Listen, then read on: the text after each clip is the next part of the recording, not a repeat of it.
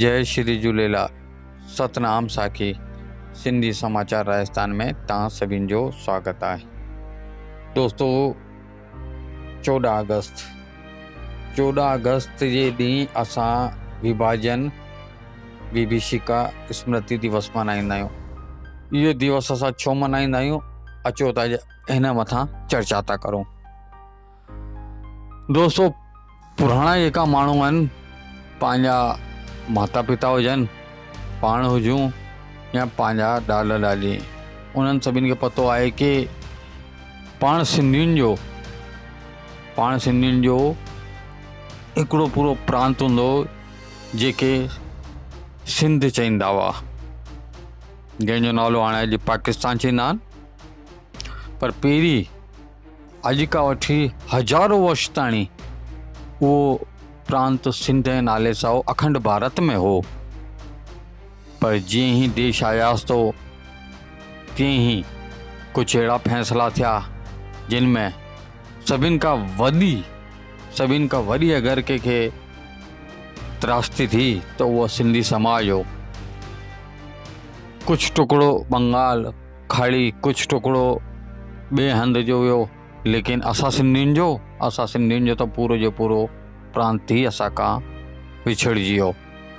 त हिन विछड़ण जी यादि जे अंदरि ही 14 अगस्त जे ॾींहुं सिंधू जन, पंहिंजा सिंधी समाज जा माण्हू सिंधी विभाजन विभीषिका स्मृति दिवस मल्हाईंदा आहिनि। ऐं इहो सभिनि खे मल्हाइणो घुरिजे, सभिनी पंचायतुनि खे, सभिनी संस्थाउनि खे, सभिनी ही सिंधियुनि खे मल्हाइणो घुरिजे।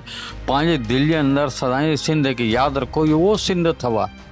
इहो उहो सिंध अथव जिते असांजा ॾाॾा परॾाॾा ऐं पंहिंजे अलाए केतिरियूं पीढ़ियूं, अलाए केतिरा माण्हू पंहिंजा उते रहिया ऐं उन मिट्टी में मिलिया। ऐं इहे हिन लाइ करे बि मल्हाइणो घुरिजे कि अचण वारी पीढ़ी खे पतो लॻे कि सिंधियुनि जो पंहिंजो हिकिड़ो प्रांत हूंदो हो, सिंध, जेके सिंध चईंदा हुआ। पूरो जो पूरो हिकिड़ो प्रांत हूंदो हो, सिंध। त इहो युवा पीढ़ी खे ॿुधाइणु ॾाढो ज़रूरी आहे। ऐं सदैव पंहिंजी अखियुनि में हिकिड़ो सुपिनो संजोए करे रखो कि हिकिड़े न हिकिड़े ॾींहुं वरी असांजो भारत देश अखंड भारत ठहींदो ऐं असांजो सिंध, जेके अॼु पाकिस्तान था चईनि, वापसि भारत में सम्मिलित थींदो ऐं असां सिंधियुनि खे मिलंदो। त दोस्तों इन विछड़न जे ॾींहं खे, विछोड़ो जो ॾींहुं जेको ही 14 अगस्त आहे, विछोड़ो जो ॾींहुं हो। जॾहिं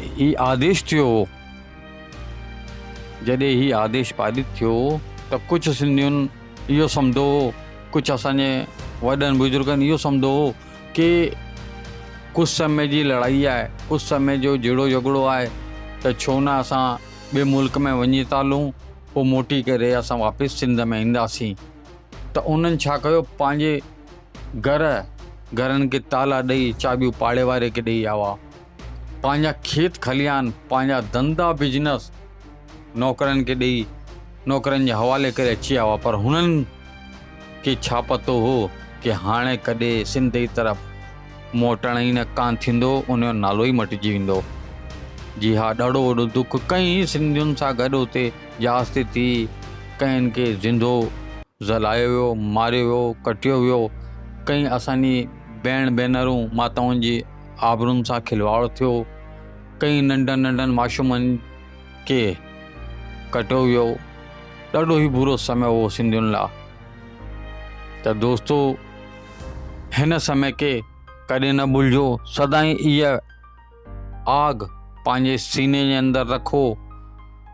इहा आग हुजणी घुरिजे असांजे मुल्क जे प्रति, असांजे प्रांत जे प्रति। असांजे सिंधियुनि लाइ करे ॾाढी ई गर्व जी ॻाल्हि आहे।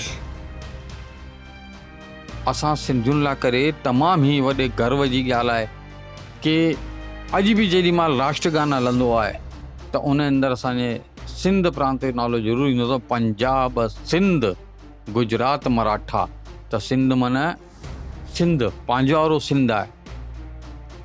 त दोस्तों अचो त गॾिजी करे 14 अगस्त जे ॾींहुं पंहिंजे सिंध खे यादि करूं, पंहिंजे पूर्वजनि खे यादि करूं, उन्हनि जे बलिदाननि खे यादि करूं, उन्हनि जी ॻाल्हियुनि खे यादि करूं ऐं 14 अगस्त खे पाण विभाजन विभीषिका स्मृति दिवस जे रूप में मल्हायूं। हालांकि हिन विषय ते प्रधानमंत्री नरेंद्र मोदी साहब बि इहो चयो आहे कि इहो वाक़ई में ॾाढो त्रासदी जो ॾींहुं हो। हिन खे विभाजन विभीषिका स्मृति दिवस जे रूप में मल्हायो वेंदो ऐं मल्हाईंदा बि आहिनि। त अचो सिंधी भाउरो भेनरूं, माताऊं पिताऊं सभु मिली करे पंहिंजे मिठड़े सिंध खे यादि करूं। जय श्री झूलेलाल, सतनाम साखी।